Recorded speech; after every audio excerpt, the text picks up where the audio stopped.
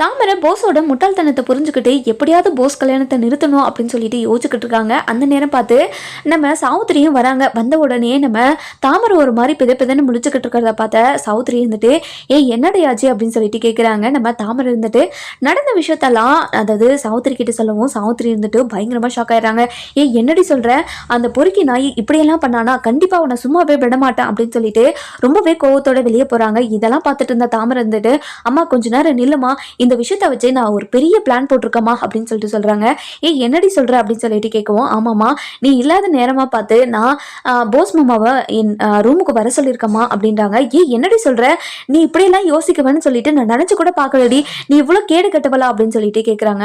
இங்கே கொஞ்ச நேரம் என்னை பாருமா, நான் என்ன சொல்ல வரேன்னு நீ முழுசாக கேட்குறியா, முழுசாக கேட்டுட்டு அதுக்கப்புறம் பேசுமா அப்படின்னுறாங்க. சரி சொல்லுடி அப்படின்னு சொல்லிட்டு சொல்லவும் இங்கே பாருமா, நான் யாரும் இல்லாத நேரமா போஸ் மாமாவோ உள்ளே வர வைக்கிறேன்ல, அப்போ உள்ள இன்னொருத்தரும் இருப்பாங்க அப்படின்னு சொல்றாங்க.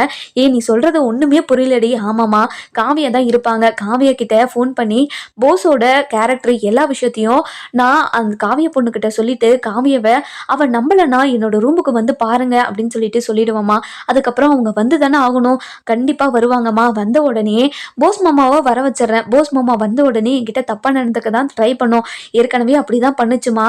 இதெல்லாம் பார்த்த காவியா சும்மாவா இருப்பா, கண்டிப்பா இந்த கலண்டர் நிறுத்த மாட்டா அப்படின்னு சொல்லிட்டு கேட்கவும் சூப்பர் ஐடியாடி, கண்டிப்பா அந்த போஸ் பையன் உன்னை எதுவும் பண்ண மாட்டான்ல, அதுதான் காவியா இருக்கலாமா, கண்டிப்பா என்ன தப்பா ஏதாச்சும் பண்றதுக்குள்ள காவியா வந்து ஏதாச்சும் பண்ணிடுவான்ல, கண்டிப்பா இதுல எந்த பிளானும் மாறவே மாறாதுமா, கண்டிப்பா இந்த பிளான் சூப்பரா ஒர்க் அவுட் ஆகும் அப்படின்றாங்க. சரிடி இது சூப்பர் ஐடியா தான், நீ காவியாக்கு ஃபோன் பண்ணி எல்லா விஷயத்தையும் சொல்லிடுறியா அப்படின்றாங்க. ஆமாம்மா காவியாக்கு ஃபோன் பண்ணி எல்லா விஷயத்தையும் சொல்ல தான் போறேன் அப்படின்னு சொல்லிட்டு சொல்றாங்க. அதுக்கப்புறம் என்ன நம்ம சாமுத்திரி இருந்துட்டு பயங்கரமா ஒரு மாதிரி சந்தோஷமா இருக்காங்க. ஏன்னா ஈஸ்வரி போட்ட ஆட்டம் அப்படியா, புடவைக்காரர்லேருந்து நெகக்காரங்கலேருந்து எல்லாருமே வராங்க. வந்தவங்க கிட்ட எல்லாருமே என்னை அசிங்கப்படுத்திட்டு தானே இருக்கிற, கண்டிப்பா இந்த கல்யாணத்தை நிறுத்தி உன்னை எல்லாரும் முடியையும் அசிங்கப்படுத்த வைக்கிறேன்னா இல்லையாரையும் பாரடி அப்படின்னு சொல்லிட்டு சாவித்திரியை நினைச்சு ரொம்பவே சந்தோஷமா சாவித்திரி இருந்துட்டு ஈஸ்வரியை நினைச்சு பயங்கர சந்தோஷத்துல இருக்காங்க.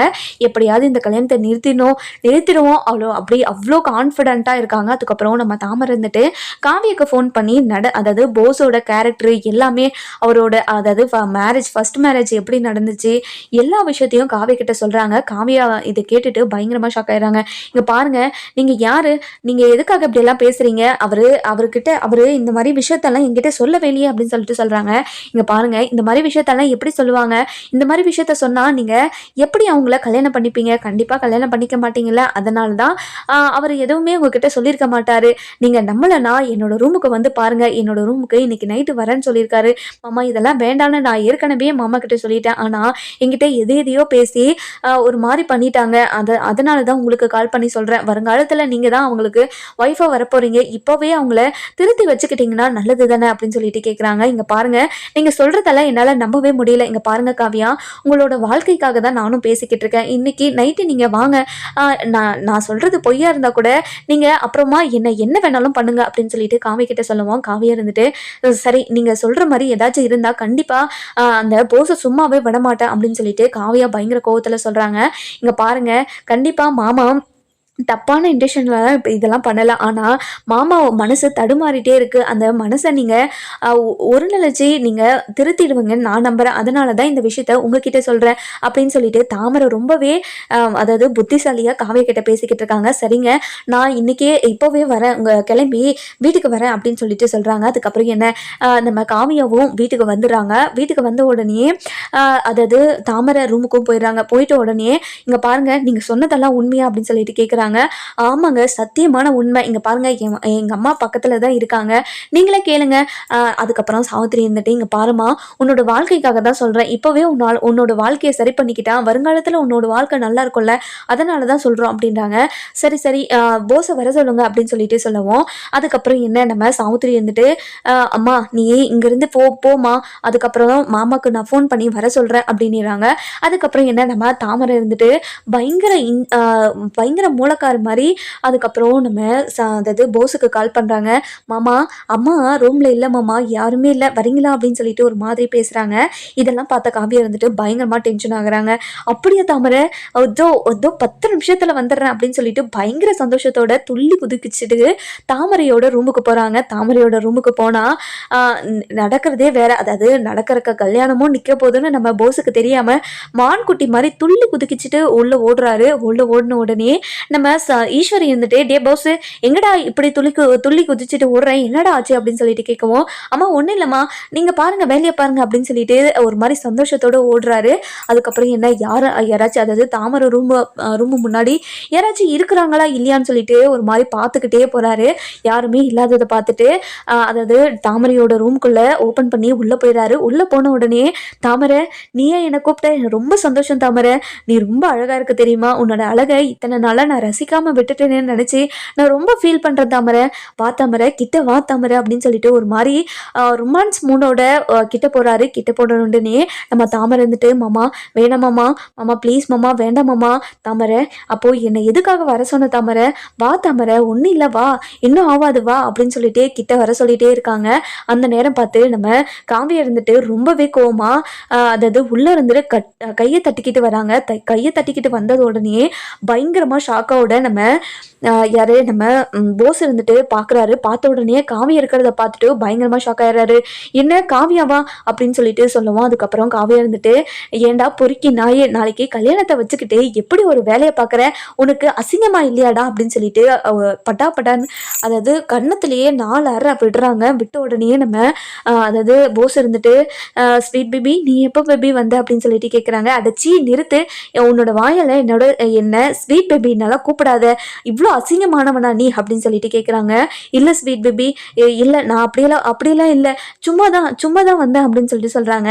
நீ சும்மா வந்ததை தான் நான் பார்த்துட்டு இருந்தேன், என்னடா நாளைக்கு கல்யாணத்தை வச்சுக்கிட்டு எப்படிப்பட்ட வேலையை பார்க்குற, உனக்கு அசிங்கமா இல்லை அப்படின்னு சொல்லிட்டு கேட்குறாங்க. பயங்கர கோவத்தோட சட்டியை பிடிச்சிட்டு வெளியே இழுத்துக்கிட்டு அதாவது ஹாலுக்கு போகிறாங்க. ஹாலில் இருந்துட்டு நம்ம ராஜாங்க இருக்கிறாரு. நம்ம ராஜாங்க இருந்துட்டு அதாவது இவர் அதாவது காவியா இருந்துட்டு போஸோட சட்டையை பிடிச்சிட்டு வரதை பார்த்துட்டு பயங்கர ஷாக்கோட, என்னம்மா இது எதுக்காகமா அது போஸோட சட்டையை பிடிச்சிக்கிட்டு இருக்க, ஃபஸ்ட்டு சட்டையிலேருந்து கையை எடுமா அப்படின்னு சொல்லிட்டு பயங்கர கோவத்தோடு இருக்காங்க. அதுக்கப்புறம் இங்கே பாருங்க அங்கிள், உங்களோட பையன் வந்து பண்ண வேலையில் நான் சட்டையை மட்டும் பிடிச்சிருக்கேன்னு சொல்லிட்டு நீங்கள் ரொம்ப சந்தோஷப்படணும். அவர் பண்ண வேலைக்கு இப்போது போலீஸ் ஸ்டேஷனில் தான் உக்காந்துட்டு இருக்கணும் அப்படின்றாங்க. இதை கேட்ட ராஜாங்களும் பயங்கர ஷாக் ஆயிடுறாங்க. என்னமா சொல்ற நீ சொல்றதை கேட்டா என்னால் நம்ப முடியலமா அப்படின்றாங்க. இங்க பாருங்க, நீங்க நம்புங்க நம்பாம போங்க, ஆனா இவன் என்ன தப்பு பண்ணான்னு தெரியுமா உங்களுக்கு அப்படின்னு சொல்லிட்டு கேட்குறாங்க. இதெல்லாம் பார்த்துட்டு இருந்த சித்ரா இருந்துட்டு, காவியா என்னாச்சு காவியா, எதுக்காக இப்படி கத்திக்கிட்டு இருக்க, போஸ் என்ன தப்பு பண்ணா அப்படின்னு சொல்லிட்டு கேட்குறாங்க. உங்க தம்பி என்ன தப்பு பண்ணான்னு சொல்லிட்டு உங்களுக்கு தெரியாதா, அவன் என்ன தப்பு பண்ணான்னு உங்களுக்கு தெரியுமா அப்படின்னு சொல்லிட்டு கேட்குறாங்க. அவன் என்ன தப்பு பண்ணியிருந்தாலும் நீ இப்படி சட்டையை பிடிச்சிட்டெல்லாம் வரலாமா அப்படின்னு சொல்லிட்டு சித்ரா கேட்கவும், இதெல்லாம் கேட்டுட்டு இருந்தேன் நம்ம காவியா இருந்துட்டு பயங்கர கோவமா, ஓ ஆம்பளைன்னா என்ன தப்பு வேணாலும் பண்ணலாமா, அவன் என்ன தப்பு பண்ணலாலும் நம்ம பொறுத்துக்கிட்டு போயிட்டு இருக்கணும், அப்படி தானே நீங்க சொல்ல வரீங்க அப்படின்னு சொல்லிட்டு கேட்கவும், இல்லை காவியா நான் அப்படியெல்லாம் சொல்ல வரல, கொஞ்ச நேரம் நீங்க நிறுத்துறீங்களா, அவன் என்ன பண்ணான்னு சொல்லிட்டு உங்களுக்கு தெரியுமா அப்படின்னு சொல்லிட்டு கேட்கவும், நம்ம ராஜாங்க இருந்துட்டு, மா காவியா என்னம்மா ஆச்சு ஃபர்ஸ்ட் சொல்லுமா அப்படின்னு சொல்லிட்டு கேட்குறாங்க. இங்க பாருங்க அங்கிள், நான் அதாவது உங்களோட தங்கச்சி பொண்ணு தாமரை இருக்காங்க இல்லையா, தாமரை கூட தப்பான உறவுல இருக்காரு இவரு அப்படின்றாங்க. இதை கேட்டால் நம்ம ராஜாங்க வந்துட்டு பயங்கரமா ஷாக் ஆயிடுறாங்க. காவியா நீ என்ன சொல்றமா, நான் சொல்றத நீங்க நம்பலனா கூட நீங்க தாமரையை கூப்பிட்டு கேளுங்க அப்படின்னு சொல்லிட்டு கேட்குறாங்க. அதுக்கப்புறம் என்ன நம்ம ராஜாங்க வந்துட்டு கருப்பை கூப்பிடுறாரு. கருப்பை இங்க வா, கருப்பை போயிட்டு தாமரையும் சாவித்திரியும் இங்க கூட்டிட்டு வா அப்படின்னு சொல்லிட்டு சொல்றாங்க. அதுக்கப்புறம் கருப்பை இருந்துட்டு, சரிங்க ஐயா நான் போய் கூட்டிட்டு வரேன் அப்படின்னு சொல்லிட்டு போற போன உடனே நம்ம கருப்பு இருந்துட்டு தாமரை வந்து உள்ள இருக்காங்க. உள்ள இருந்துட்ட உடனே நம்ம கருப்பு போயிட்டு, இங்க பாருங்க உங்க 2 பேருமே மாமா கீழே வர சொன்னாரு, சீக்கிரமா வாங்க அப்படின்னு சொல்லிட்டே கீழே போயிடுறாரு. அதுக்கப்புறம் நம்ம தாமரை வந்துட்டு, கண்டிப்பா இந்த கல்யாணம் நின்றுமா, நீங்க கவலையே படாதீங்க அப்படின்னு சொல்லிட்டு சாவித்திரி கிட்ட சொல்லவும், சாவித்திரி வந்துட்டு பயங்கர சந்தோஷமா, சரிடி எப்படியோ இந்த கல்யாணம் நின்றா சரி அப்படின்னு சொல்லிட்டு சொல்றாங்க. அதுக்கப்புறம் 2 பேருமே கீழே வராங்க. கீழே வந்த உடனே நம்ம ராஜாங்கம் பயங்கர கோவத்துல இருக்கிறத பார்த்து பார்த்த நம்ம தாமரையும் சாவித்திரியும் பயங்கரமாக ஒரு மாதிரி பதட்டமாக வராங்க. வந்த உடனே நம்ம ராஜாங்க இருந்துட்டு இங்கே இங்கே பாருமா தாமரை, என்னமோ காவியா வந்து சொல்லிக்கிட்டே இருக்கா, அதெல்லாம் உண்மையா அப்படின்னு சொல்லிட்டு கேட்கவும், நான்லாம் எந்த தப்பு பண்ணல மாமா, அதாவது போஸ் மாமா தான் நான் குளிச்சுக்கிட்டு போது நான் அம்மா கிட்ட டவல் கேட்டுட்டு இருந்தேன். அப்பன்னு பார்த்து நம்ம மாமா வந்து நான் டவலை எடுத்து கொடுத்துட்டு ஒரு மாதிரி கதவு கிட்ட வந்து நான் ட்ரெஸ் மாத்துறதெல்லாம் பார்த்துட்டு இருந்தாரு. அப்பன்னு பார்த்து நான் கதவை ஓப்பன் பண்ண உடனே மாமா வந்து விழுந்தாரு. மாமா, ஒரு பொட்டை பிள்ளை இருக்கிற ரூம்ல எதுக்காக மாமா இப்படி எல்லாம் பண்ணிக்கிட்டு இருக்கீங்க அப்படின்னு சொல்லிட்டு கேட்கும்போது அவரு, என்ன தாமரை நீ ரொம்ப அழகா இருக்கிற தாமரைன்னு அப்படி இப்படின்னு என்னென்னமோ பேசிக்கிட்டே இருந்தாரு. அதனாலதான் நான் யாருக்கிட்டையுமே சொல்லாம அம்மா கிட்ட இந்த விஷயத்த சொன்னேன். அதுக்கப்புறம் காவிய கிட்டேயும் இந்த விஷயத்த சொன்னேன் அப்படின்றாங்க. இதெல்லாம் கேட்ட ராசாங்க இருந்துட்டு பயங்கரமா ஷாக் ஆயிடுறாங்க. அதுக்கப்புறம் நம்ம அப்பதான் இருந்துட்டு, டே எப்படியாப்பட்ட குடும்பத்துல இருந்து எப்படியாப்பட்ட விஷயத்தெல்லாம் பண்ணிட்டு இருக்கடா நீ எல்லாம் விளங்குவியாடா அப்படின்னு சொல்லிட்டு பயங்கரமான ஒரு அழுகையில நம்ம பாட்டி இருந்துட்டு அதாவது போஸை பார்த்து கேட்டுட்டு இருக்காங்க. போஸுக்கு ஒரு மாதிரி அசிங்கமாயிடுது. ஐயோ, நம்ம இவளை நம்பி போயிட்டு இப்போ நம்ம அசிங்கப்பட்டு நிற்கிறோமே அப்படின்னு சொல்லிட்டு பயங்கரமா ஒரு மாதிரி அசிங்கமா நின்றுட்டு இருக்காரு. அதுக்கப்புறம் என்ன, நம்ம சாவித்திரி ஈஸ்வரி இருந்துட்டு, மாமா இங்க பாருங்க மாமா, இந்த கல்யாணத்தை நிறுத்துறதுக்காக இவங்க 2 பேரும் ஏதோ டிராமா பண்றாங்க மாமா.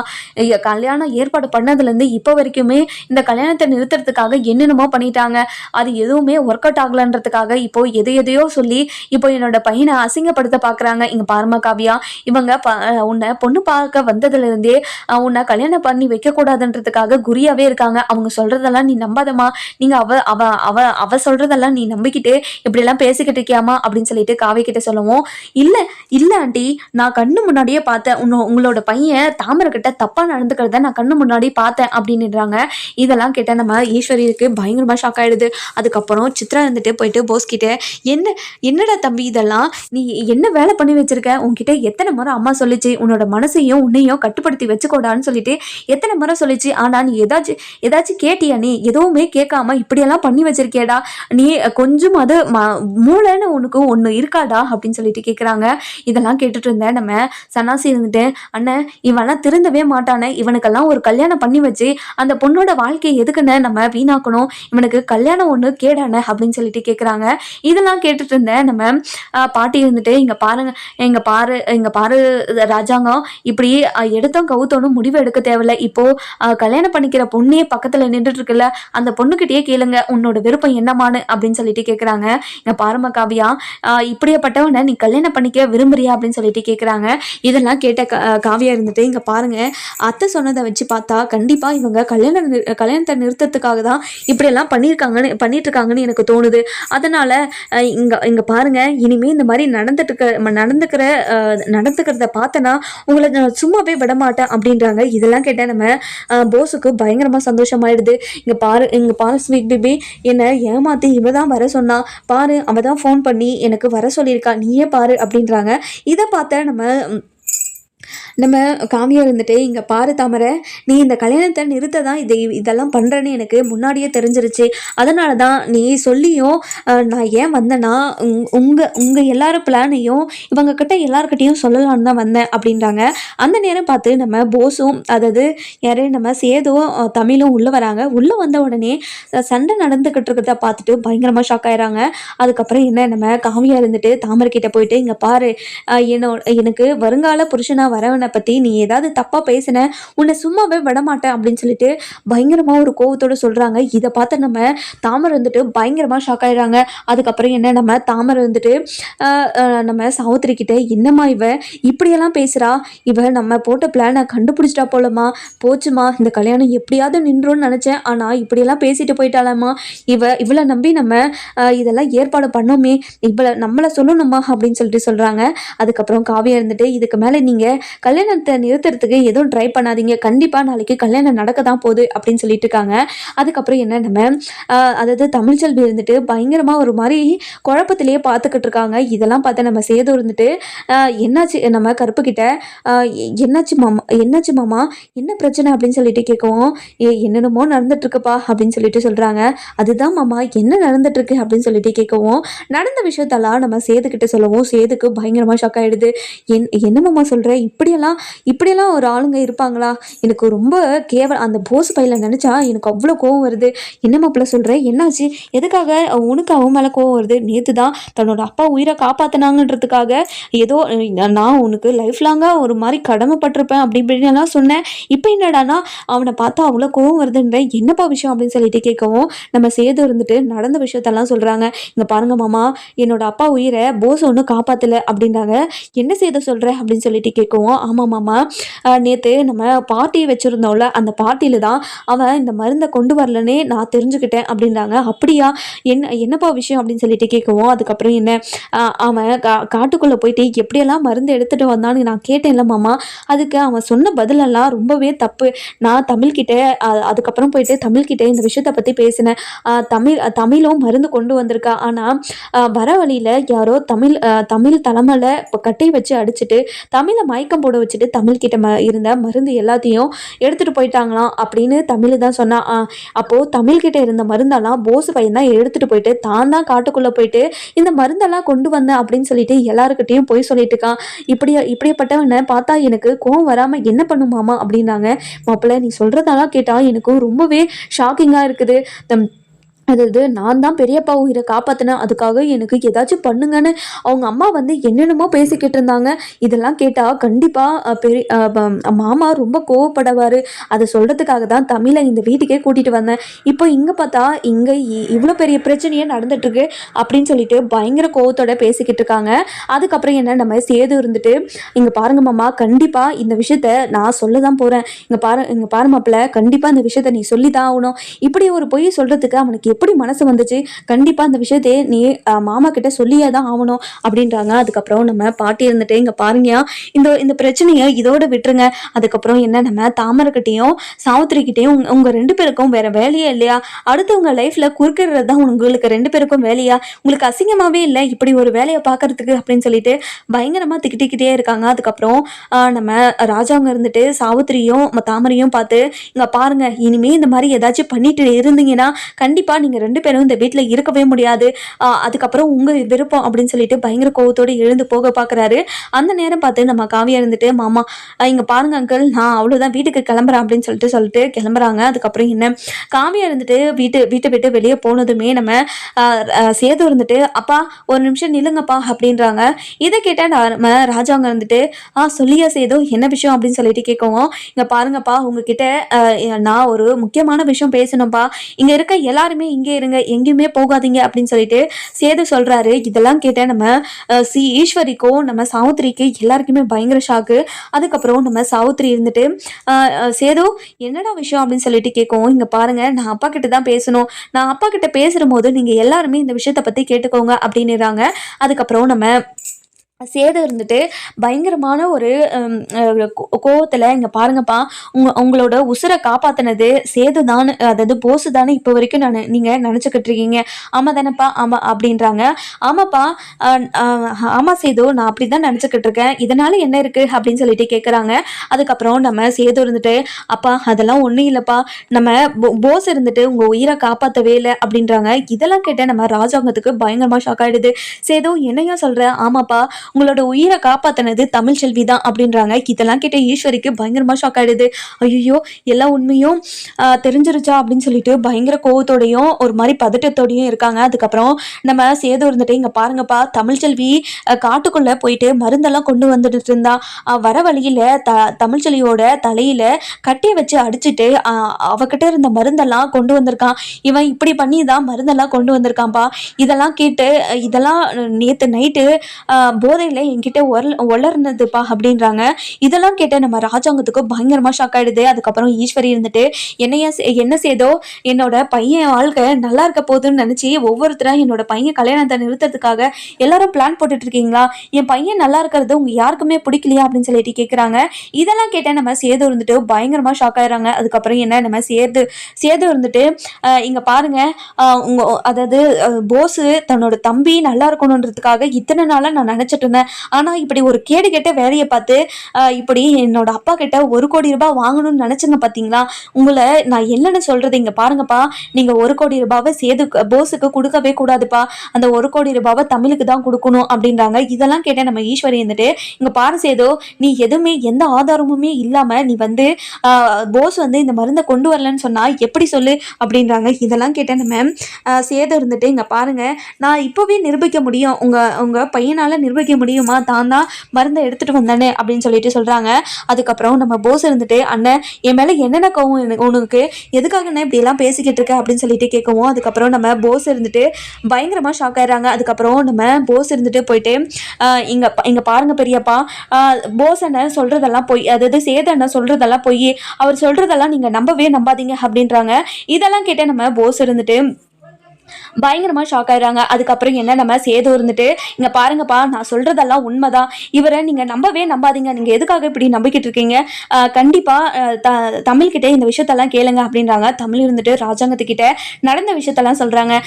ஆமா மாமா, மாமா சொல்றதெல்லாம் உண்மைதான், காட்டுக்குள்ள நான் மருந்து கொண்டு வந்துட்டு இருக்கப்போ இது என் தலையில யாரோ கட்டிய வச்சு அடிச்சுட்டு என்னை மயக்கம் போட வச்சுட்டாங்க, என்கிட்ட இருந்த மருந்தாலையும் எடுத்துட்டு போயிட்டாங்க. இந்த விஷயத்த நான் ஏன் இத்தனை நாளா சொல்லாம இருந்தேன்னா, டைமுக்கு மருந்து போயிடுச்சு, என்னோட என்னோட ஆசை என்னன்னா, அந்த மருந்தை கொண்டு போயிட்டு எல்லாரும் உயிரும் காப்பாத்துறதுக்காக தான் அந்த மருந்தை கொண்டு வரவே போனேன். இப்போ யாரோ ஒருத்தர் எடுத்துட்டு போனாங்க, எடுத்துட்டு போயிட்டு அந்த மருந்தை யூஸ்ஃபுல்லா எல்லாரையும் காப்பாத்திட்டாங்கல்ல, அதனால எனக்கு அந்த அந்த சந்தோஷமே போதுன்றதுக்காக தான் இதனை நாளா எதுவுமே சொல்லாம இருந்தேன் அப்படின்றாங்க.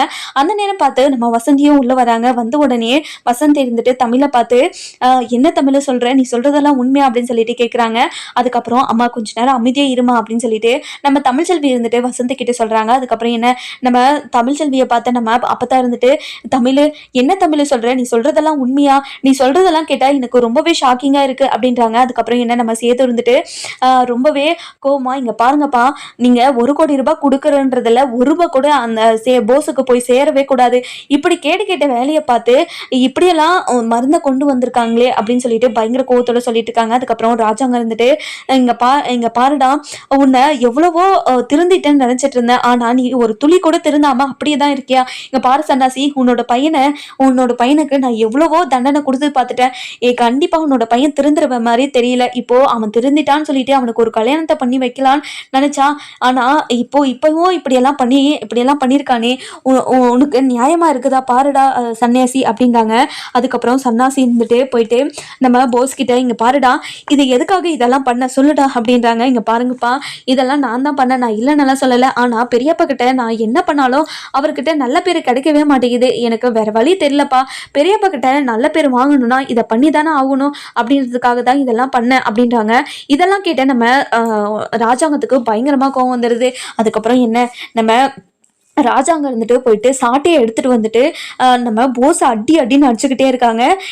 என்னடா புத்தி இதெல்லாம் அப்படின்னு சொல்லிட்டு அடின்னு அடிச்சுக்கிட்டே இருக்காங்க. இதெல்லாம் பார்த்த ஈஸ்வரி இருந்துட்டு, மாமா ப்ளீஸ் மாமா, என்னோட பையனை மன்னிச்சிடுங்க மாமா, ஏதோ தெரியாம தப்பு பண்ணிட்டா மாமா, மன்னிச்சிடுங்க மாமா அப்படின்னு சொல்லிட்டு கெஞ்சிக்கிட்டு இருக்காங்க. இதெல்லாம் கேட்ட நம்ம சாவித்திரி இருந்துட்டு, அதாவது என்ன மதனி, எதுக்காக இப்போ மன்னிப்பு கேட்டுட்டே இருக்கீங்க, ஆனா ஊனா அண்ணன் காலில் விழுந்துறீங்க, அதாவது மன்னிப்பு கேட்கறதே அடுத்த டைம் தப்பு பண்ணாம இருக்கிறதுக்கு தானே, இப்போ நீங்க தப்பு மேல தப்பு பண்ணிக்கிட்டு மன்னிப்பு மட்டும் கேட்டுட்டா அதெல்லாம் சரியாயிடுமா, நீங்க உங்க மன்னிப்பெல்லாம் யாரும் ஏத்துக்கிறது மாதிரி எல்லாம் இல்ல, ஃபர்ஸ்ட் இங்க இருந்து கிளம்புங்க அப்படின்னுறாங்க. இதெல்லாம் கேட்ட நம்ம ஈஸ்வரி இருந்துட்டு பயங்கரமா கோவம் வருது ஈஸ்வரிக்கு. அதுக்கப்புறம் நம்ம ஈஸ்வரி இருந்துட்டு, மாமா ப்ளீஸ் மாமா, இந்த கல்யாணத்தை மட்டும் நிறுத்திடாதீங்க மாமா, கண்டிப்பா கல்யாணம் ஆயிட்டா போஸ் தெரிஞ்சிருவா மாமா, ப்ளீஸ் மாமா, இப்போ காவியா என்ன சொல்லிட்டு போனாங்க நீங்களே பாத்தீங்கல்ல, காவியாக்கு போஸை பிடிச்சிருக்கு மாமா, கண்டிப்பா காவியா வந்தானா போஸை திருத்திடுவா மாமா, ப்ளீஸ் மாமா, இந்த ஒரு டைம் மட்டும் போஸை மன்னிச்சு விட்டுருங்க மாமா அப்படின்னு சொல்லிட்டு பயங்கரமா கெஞ்சிக்கிட்டு இருக்காங்க. இதெல்லாம் கேட்ட நம்ம அப்பதான் இருந்துட்டு, ஏண்டி கூறு கெட்டவில்ல, உன்னோட புள்ளைய எப்படி வளர்த்து வச்சிருக்க லட்சணத்தை பாருடி அப்படின்னு சொல்லிட்டு பயங்கரமான ஒரு கோவத்துல சொல்றாங்க. அதுக்கப்புறம் மோகனா இருந்துட்டு, இங்க பாரு ஈஸ்வரி, உன்னோட பையன் எப்படியெல்லாம் தப்பு பண்ணியிருக்கான் பாரு, தப்பு பண்றப்பெல்லாம் அவனை கண்டிச்சிருந்தா இப்படி ஒரு தப்பை பண்ணியிருப்பானா, நீயும் அவனுக்கு சப்போர்ட் பண்ணிட்டு இருந்தா இப்படிதான் எல்லாத்தையும் பண்ணுவான் பாரு, எவ்வளவு கேடு கெட்ட வேலையை பண்ணியிருக்கான் அந்த காட்டுக்குள்ள. தமிழுக்கு ஏதாச்சும் ஆயிருந்தா என்ன பண்றது? அதுவும் மாசமா வேற இருக்கா. மாசமா இருக்கிறதுனால அவளுக்கு ஏதாச்சும் ஒண்ணு ஆயிருந்தா என்ன பண்றது சொல்லு அப்படின்னு சொல்லிட்டு கேக்குறாங்க. இதெல்லாம் கேட்டுட்டு இருந்த ஈஸ்வரி வந்துட்டு, அதுதான் தமிழுக்கு எதுவும் ஆவல இல்ல, என்னோட பையனை மன்னிச்சு ஏத்துக்கோங்க பெரிய மாமா அப்படின்னு சொல்லிட்டு பயங்கரமா அழுதுகிட்டே இருக்காங்க. நம்ம ராஜாங்க வந்துட்டு ஒரு மாதிரி சைலண்டாவே இருக்கா. எத்தனை முறை இவங்களுக்கு தண்டனை கொடுத்தாலும் தன்னை புரிஞ்சுக்காம இவங்களுக்கு, அதாவது இந்த குடும்பத்துக்காக எவ்வளவுதான் நம்ம உழைச்சு உழைச்சு கொட்டினாலும் அன்பு பாசத்தை கொடுத்தாலும் ஆனா நமக்கு நமக்கு கொடுக்கறது என்னமோ ஏமாற்றத்தை மட்டும்தான் கொடுக்குறாங்களே அப்படின்னு சொல்லிட்டு பயங்கரமான ஒரு எமோஷனல்ல இருக்காரு. அதுக்கப்புறம் நம்ம சேது இருந்துட்டு, இங்க பாருங்கப்பா, நீங்க கடைசியா என்ன முடிவு எடுக்க போறீங்கன்னு சொல்லுங்கப்பா அப்படின்றாங்க. அதுக்கப்புறம் ஈஸ்வரி இருந்துட்டு, மாமா ப்ளீஸ் மாமா, டி போஸ் வாடா, மாமா பெரியப்பாவோட காலில் விழும் வாடா அப்படின்னு சொல்லிட்டு சொல்றாங்க. அதுக்கப்புறம் போஸ் இருந்துட்டு, பெரியப்பா உங்ககிட்ட எப்படி நல்ல பேர் எடுக்கிறதுன்னு தெரியாம இப்படி எல்லாம் பண்ணிட்ட பெரியப்பா, என்ன மன்னிச்சிடுங்க பெரியப்பா அப்படின்னு சொல்லிட்டு பயங்கரமான ஒரு கோவத்தோட, அதாவது பயங்கரமா அழுதுகிட்டே சொல்லிட்டே இருக்காங்க. அதுக்கப்புறம் நம்ம ராஜாங்க இருந்துட்டு என்ன அதாவது என்ன பண்றதுன்னே தெரியாம ஒரு மாதிரி ரொம்பவே வருத்தத்துல நின்றுட்டு இருக்காங்க. இத்தனை நாளா தன்னோட உசுரை காப்பாத்தினது போஸ் தான் நினைச்சிட்டு இருந்தேன். ஆனா இப்பதான் தெரியுது தன்னோட உசுரை காப்பாத்தினது தமிழ்ச்செல்வி தான்.